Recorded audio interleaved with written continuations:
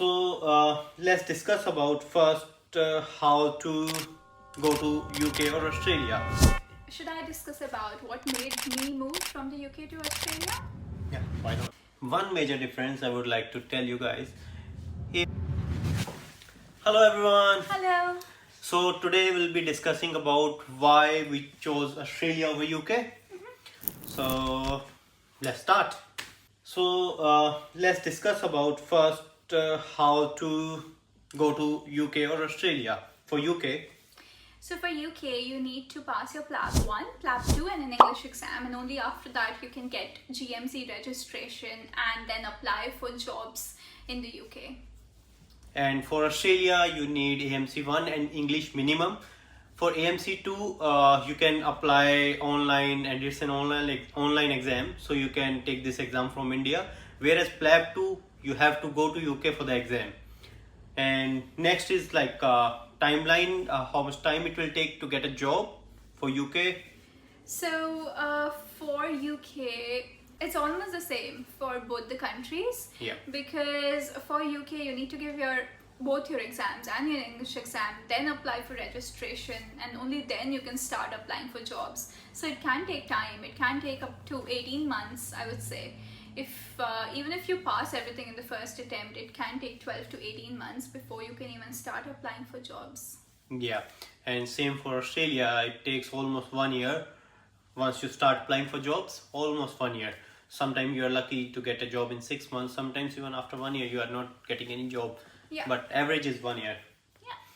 And the next is, Should we talk about training? yeah, Okay, let's stick to medicine training. yeah, Right, so in the UK, medicine training, the initial bit is IMD, which is of 3 years, and your specialist training could be between 4 to 6 years. So we're looking at almost 7 to 8 years in total till you become a consultant.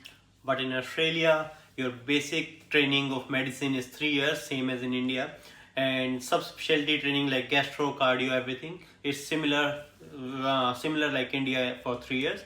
So if you want to do subspecialty in UK, it's total like 8 years almost to become a super specialist, and in Australia you'll become in 6 years. So that's the difference in training. Yeah. Now, I know a lot of doctors in the UK are under the impression that it's very difficult to get into training in Australia. Well, it is more difficult when compared to the UK, but it's not that you won't get into training. You will get into training. It's not that tough as well. And you do have a lot of jobs out here. So I think job saturation aspect, things are better here in Yeah. Australia. Yeah. Pretty good. And next topic is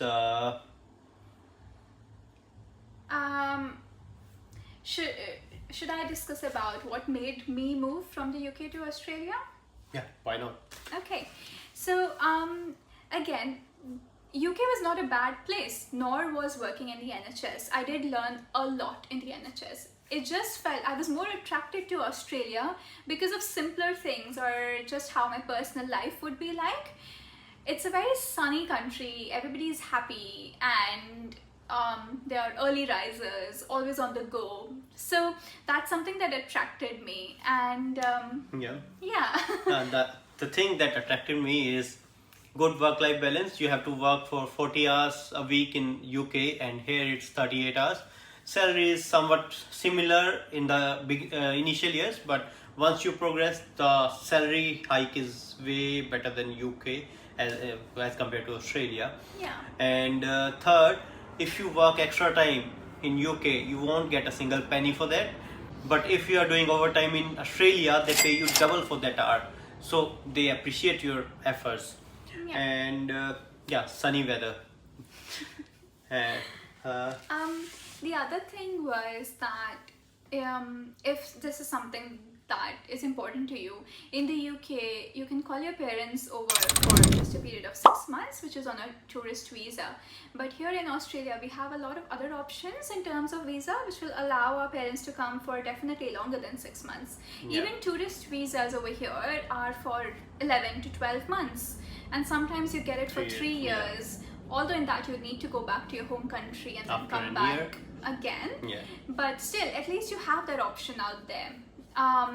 Also, another logistical thing is that in the UK, you need to have lived in the country for at least 5 years before you can get an ILR or /PR.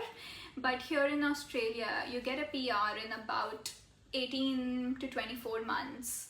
So you get a PR quite fast, actually. And the holidays, they gave 4 weeks of holidays, but in Australia we get 5. So Yeah. it's good. Yeah, now again, this is not a, which one's better, which one's not. They're both good, and the healthcare system in both the countries is very good.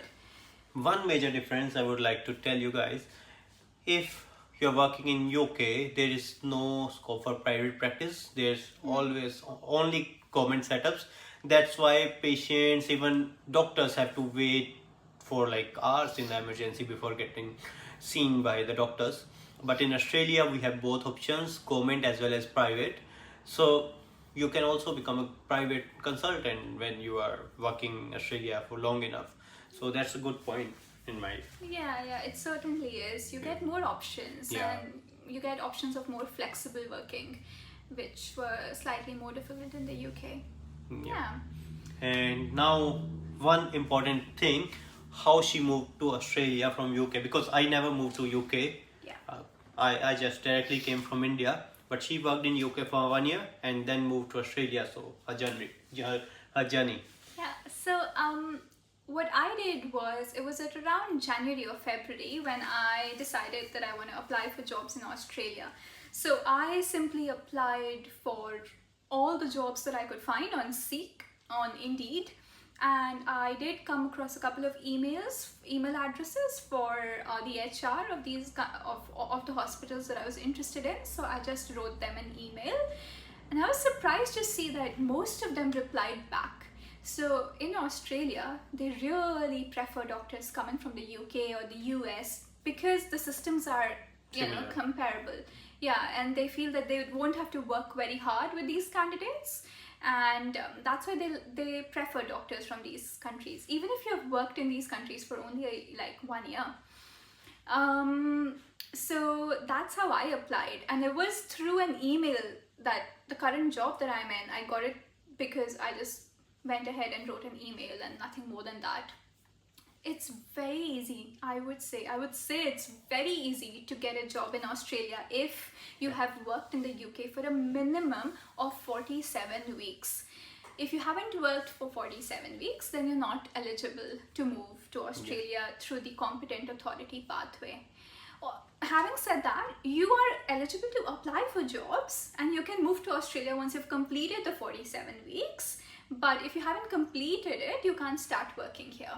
Yeah. Yeah. And if you are thinking like, okay, I'll go to UK, work there for 1 year, then come to Australia, I would recommend you to directly come to Australia, because going to UK is similar journey. Yeah. And you have to wait for like 1.5 years or 2 years maybe to get a job there, and then you start working there for 1 year and then you move to Australia. It's better if you directly go for Australia and get a job in like a year or two. So you don't have to start from the scratch once you come to Australia. You come to Australia, start working within 1 year, you get your general registration and you can apply for your BPD training, and it's really easy to get it. And then life goes on. You become a consultant very soon. Yeah. So that's all for today's video. If you have any questions regarding this video or any topic from UK, Australia, US, India, you can write it down and we'll try to cover it in some video or just simply reply to your comment. Thank you.